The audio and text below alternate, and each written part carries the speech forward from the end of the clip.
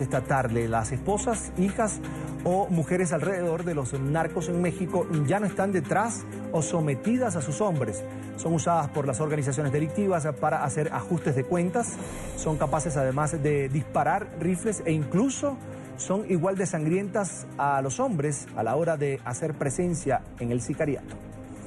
Tamaulipas, Chihuahua, Sonora y algunos rastros en Sinaloa ha dejado este grupo delincuencial de las flacas en México. Estas mujeres se caracterizan por ser delgadas, tener entrenamiento en uso de armas y no tener miedo a nada. Según investigadores, algunas de ellas han estado en las cárceles y trabajan en el sicariato contratadas por diferentes cárteles. Desde el año 2015 se tiene indicio del modus operandi. En ese año, una de sus integrantes fue asesinada y otras dos fueron detenidas. Varias mujeres que salen de las cárceles siguen los pasos de estas mujeres que quedaron en evidencia al caer en las manos de las autoridades.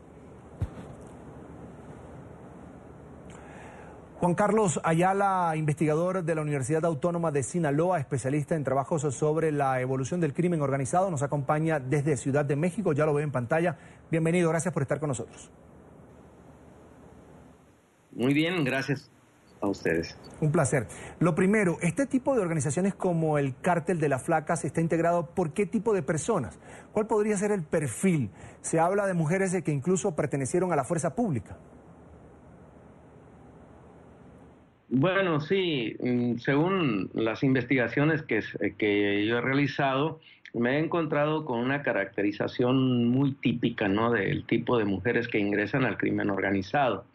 De hecho, algunas de ellas, como tú dices, sí han pertenecido a las fuerzas públicas, pero en general son muchachas que provienen, ¿no?, del sector social de las principales ciudades donde está en auge ahorita el problema de la violencia, el narcotráfico, ¿no?, del crimen organizado en general.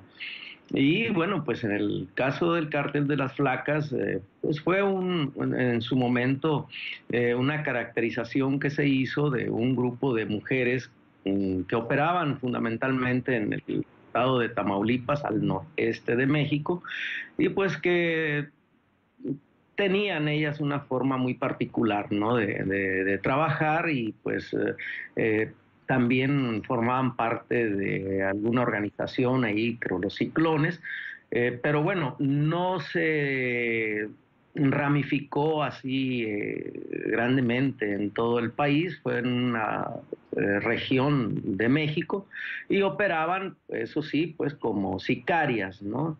Y quiero decirte que esta participación en el sicariato no es muy añeja, es relativamente nueva, hará unos 4 años para acá. Señora Ayala, ¿es correcto usar la denominación de cártel para referirnos a este grupo de mujeres? Bueno, no precisamente un cártel, ¿no? Porque ya un cártel tiene una estructura y principalmente se dedican al tráfico, ¿no?, de droga a gran escala. Pero sí pudiéramos decir una célula, ¿no?, de sicarias, por ejemplo, pero pequeña, ¿no?, porque no se ramificó mucho. Se ha mitificado mucho el caso de las flacas y bueno, pues no es así, ¿no? En realidad estaba conformado por un pequeñito grupo que sí trabajaban para un cártel por ahí, ¿no? Y no tenían una ramificación muy grande en México. Entonces, fue muy significativo el hecho de que aparecieran en algunos videos, pues, por ejemplo, decapitando, ¿no? Y igual después aparecieron ellas también asesinadas, decapitadas. El caso de Jocelyn Niño, pues en una hielera, ¿no? Y se le identificó porque, pues, uno de sus brazos decía el nombre, el apellido de ella. Entonces, esto se especuló muchísimo, ¿no? Pero sí cabe decir que es una representación, ¿no?, de esa participación más activa que las mujeres ya en los últimos años han tenido al interior de las células de los grupos criminales en México. Y bueno, pues también la participación de la mujer aquí en México ha sido últimamente muy importante, ¿no? Porque te digo, ya no quieren estar al margen las que al menos se mueven en este mundo, sino que quieren tener una participación más activa y más directiva, ¿no? Ahora, ¿es cierto que las mujeres criminales son más crueles que los hombres en sus métodos o esto es una simple exageración? Bueno, yo creo que es una exageración, porque en cuanto a las formas y los métodos del asesinato, pues tanto los sicarios como las sicarias tienen la misma significación, ¿no? En esto no quiere decir que ellas sean más crueles o no. Lo que sí es que se les ha visto en los videos mmm, así como una forma muy inhumana, está riéndose. El caso, por ejemplo, de una mujer llamada la Güera Loca, pues sosteniendo la cabeza de un recién decapitado por ella, pues te habla también de que ciertamente, ¿no? Son inhumanas, pero igual, ¿no? Los sicarios tienen eh, quizá la misma o el mismo sentimiento en ese momento, ¿no? Entonces, yo creo que es una exageración, pero bueno, pues ya que andan metidas en este asunto, mmm, no tienen ningún resquemor, ¿no? Hablemos ahora del perfil de las víctimas de estas asesinas. Y se lo pregunto porque se dice que matan por simple adrenalina. Bueno, son víctimas que normalmente participan en algún grupo contrario, ¿no? Principalmente. Y en otros casos, muy pocos, pero también notados, son casos de secuestro, ¿no? Donde pues no se paga el rescate y ellas mismas son las que asumen la ejecución. Pero generalmente las víctimas son miembros de células o cárteles contrarios, como este caso, por ejemplo, de los ciclones y los metros, ¿no? Generalmente ellas participaban en al lado del grupo de los ciclones y ejecutaban a los contrarios, ¿no? Entonces, esta participación de ellas creo que es muy reducido a ese nivel. No se puede decir que sean mujeres que estuvieran asesinando así nada más, ¿no? Y ciertamente muchas veces lo hacen por adrenalina. Yo he pensado y pues he encontrado que entre la mujer que se dedica al sicariato, pues lo hace a veces por adrenalina, ¿no? Pero las que ya se dedican a dirigir alguna célula o algún grupo más o menos considerable, ¿no? Un cártel pequeño o algo así, pues estas mujeres lo hacen con otro objetivo, ¿no? Donde más bien pesa esta ambición de poder, ¿no? Esa también voluntad de dejar de ser parte de un grupo y convertirse en dirigente, ¿no? Objetivo principal de algún grupo. Pero en el caso de las sicarias las mueve más bien un asunto así de adrenalina, ¿no? Y a veces también de sobrevivencia, te de decir, ¿no?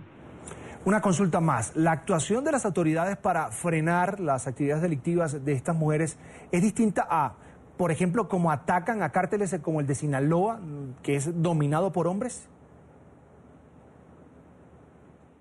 Bueno, ahí está muy difícil determinar una situación de estas cuando encontramos que hay cuerpos policiales que pues con cierto nivel de corrupción, ¿no? Y que trabajan incluso para los cárteles. Eso es muy lamentable aquí en México, pero lo vemos, ¿no? Recientemente aquí en la ciudad de Culiacán impactó una noticia donde los policías, por ejemplo, detenían a 8 jóvenes y se los entregaban a los criminales, ¿no? Y bueno, pues dependiendo de cómo participan ahí, con qué grupo se muevan las mujeres, pues también ellos en algún determinado momento van a dirigirse hacia ellas.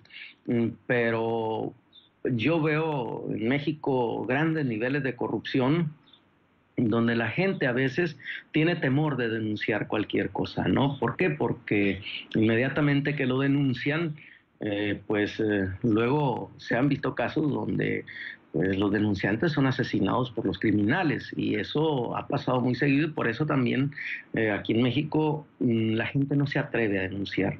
Yo veo un problema muy grave porque estamos permeados culturalmente por todo el fenómeno del narcotráfico, ¿no? Yo hablo de una permeación que está trastocando los constructos de identidad tradicional, y a veces estos constructos de identidad tradicional en que nos hemos movido se han convertido ya en constructos de una identidad alrededor de la cultura surgida del narcotráfico, ¿no?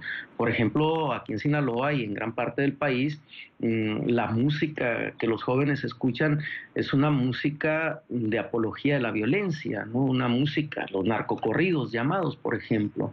Y tenemos uno de los panteones más emblemáticos aquí en México del narcotráfico, donde las tumbas son verdaderos portentos de la ignominiosidad, ¿no? Que te pueden hasta hacer alusión a un faraón, a algún rey, a un faraón egipcio, un rey griego, porque son verdaderos mausoleos, ¿no? Portentos de la ostentosidad, y eso lo vemos aquí en Sinaloa, un estado donde tenemos casi 50 años viendo este asunto del narcotráfico y de la violencia general alrededor de él como un fenómeno normal. Entonces, nuestros gobernantes han dicho en ocasiones que la vida violenta de los sinaloenses, los asesinatos, son parte de la vida normal nuestra. Entonces, esto es lo delicado de todo esto, ¿no? Que cuando nuestras autoridades perciben ya la violencia criminal como algo normal, esto te da una indicación de hasta dónde están coludidas, ¿no? Bien, ese es Juan Carlos Ayala, investigador de la Universidad Autónoma de Sinaloa, especialista además en trabajos sobre la evolución del crimen organizado. Gracias por estar con nosotros, una muy buena tarde. Muchísimas gracias, aquí estamos.